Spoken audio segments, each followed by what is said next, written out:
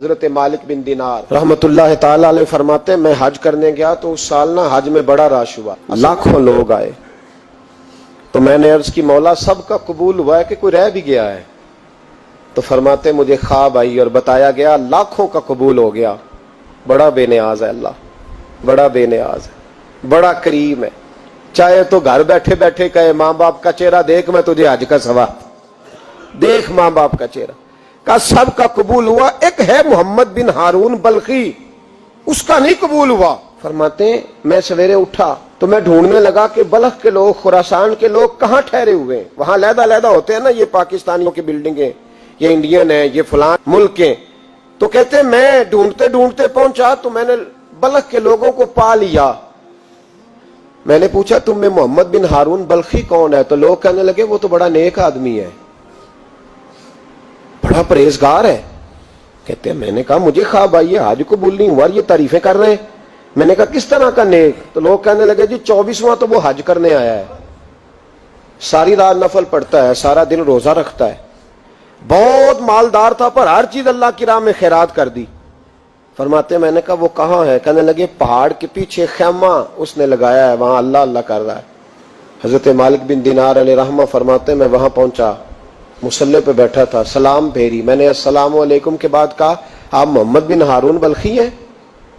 کہنے لگا ہاں۔ آپ مالک بن دینار ہیں؟ میں نے کہا کہ اس نے تو میرا نام بھی جان لیا بغیر بتائے۔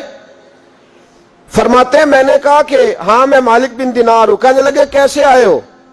میں نے کہا بس ملنے آیا تھا۔ کہنے لگے نہیں، جس کام آئے ہو وہ بتاؤ۔ میں نے کہا میں ملنے آیا ہوں، تو کہتے ہیں وہ رو پڑے، کہنے لگے نہیں آپ کو خواب آئی ہوگی کہ میرا حج قبول نہیں ہوا۔ کہتے ہیں میرے رونگٹے کھڑے ہو گئے کہ اسے اتنا بھی پتا ہے کہ میرا حج قبول نہیں ہوا۔ میں نے اس کو کہا کہ تجھے کیسے پتا کہ مجھے خواب آئی ہے؟ کہنے لگا مالک بن دینار مجھے 24 سال ہو گئے، میں اس بے نیاز کے گھر کا طواف کرتا ہوں، میں حجر اسود کے بوسے لیتا ہوں، میں مقام ابراہیم پہ نفل پڑھتا ہوں، میں صفا مروہ کی سعی کرتا ہوں، پر 24 سال بیت گئے۔ جب میں طواف وداع کرنے کے قریب آتا ہوں تو کوئی نہ کوئی اللہ کا ولی آ کے کہتا ہے دوڑ جا تیرا کوئی نہیں قبول ہوا۔ 24 سال۔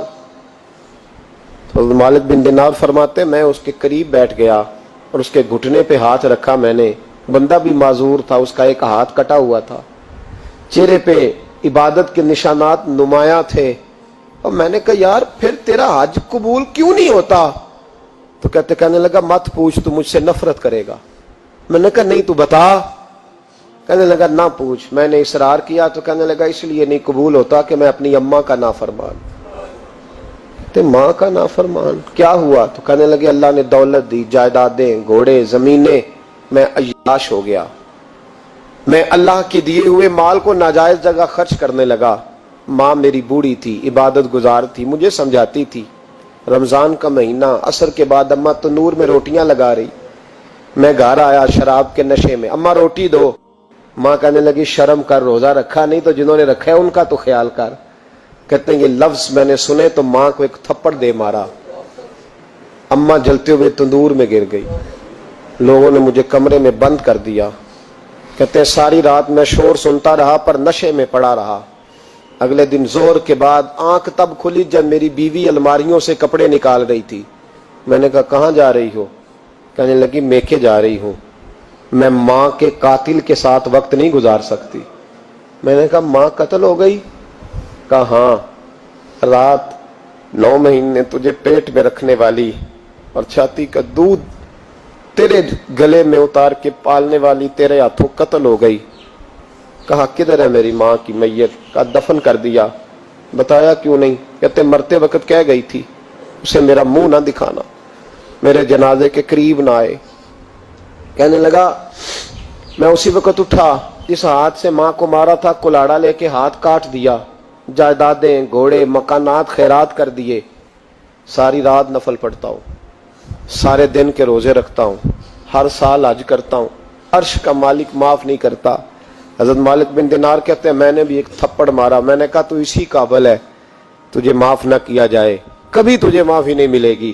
کہتے ہیں میں ہو کے آیا، وہ روتا رہا، تڑپتا رہا، میں سویا گھر آ کے تو مجھے مصطفیٰ کریم علیہ السلام کا دیدار نصیب ہو گیا. نبی پاک صلی اللہ تعالی علیہ وسلم نے فرمایا مالک تو اسے کیوں مایوس کر آیا ہے اللہ کی رحمت سے, کیوں کہہ آیا اسے؟ میں نے کہا حضور اتنا بڑا قاتل ماں کا کیسے معافی ملے گی؟ تو محبوب فرمانے لگے اس کی ماں کی وجہ سے ہی اسے معافی ملے گی, ماں کی وجہ سے. حضور کس طرح؟ فرمایا ماں قیامت کے دن اس کے خلاف مقدمہ دائر کرے گی, کہے گی اللہ اسے پوچھ میرا جرم کیا تھا, مجھے کیوں جلا کے مارا؟ رب بات سنے گا اور پھر کہے گا اٹھاؤ اس کے بیٹے کو. ماں او بچے کی ماں بھیجے نا اب تیرے بیٹے کو سزا دے, کہیں گے یا اللہ سخت سزا دے. تو رب کریم فرمائے گا اٹھاؤ اسے جہنم میں لے جاؤ. مصطفیٰ کریم فرمانے لگے جب زنجیریں ڈال کے فرشتے دوزخ کی طرف لے جا رہے ہوں گے نا تو پلٹ کے ماں کی طرف دیکھے گا, تھوڑا پھر آگے بڑھیں گے تو پھر دیکھے گا, پھر دوزخ کے قریب جائیں گے پھر دیکھے گا اور کہے گا اماں جی مجھے جلائیں گے, مجھے تکلیف ہوگی, زندگی میں جب درد ہوتا تھا تیرا نام میری زبان پہ آتا تھا, اماں مارنے لگے ہیں مجھے جلائیں گے.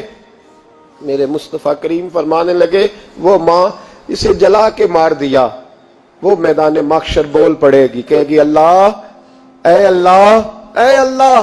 رب کریم فرمائے گا کہ عرض کرے گی مولا میں نے معاف کیا تو بھی اسے معاف کر دے. اللہ فرمائے گا اس نے تو جلا کے مارا تو کیوں نہیں جلنے دیتی؟ حالانکہ اللہ سب جانتا ہے.